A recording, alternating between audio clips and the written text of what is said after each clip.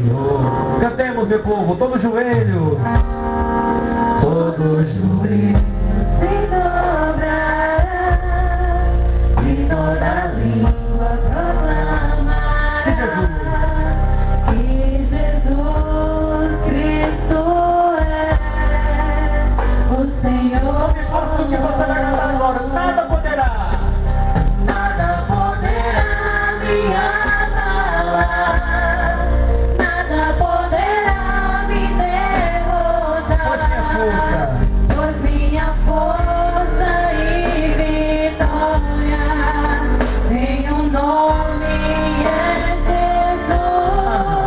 Nada poderá me abalar, nada poderá me derrotar, pois minha força e vitória é Jesus.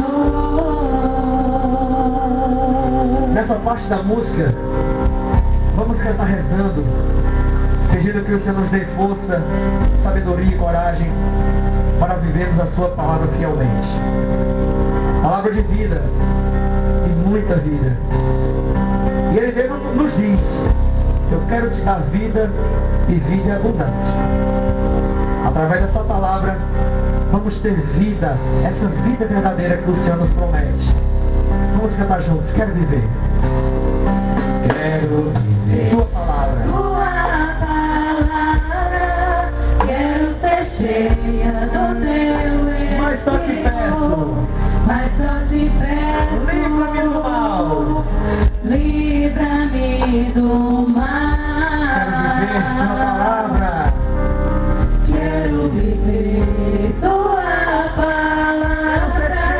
Quero ser cheia do teu Espírito. Mas só te peço, livra-me do mal. Bem forte.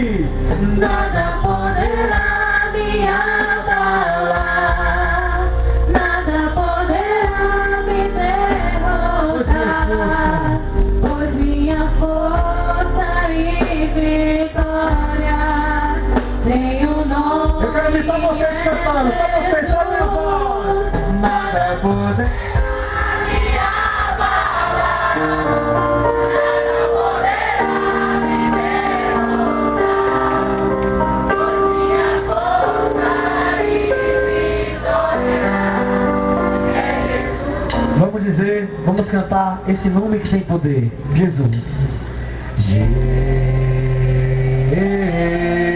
Jesus, poderoso Senhor.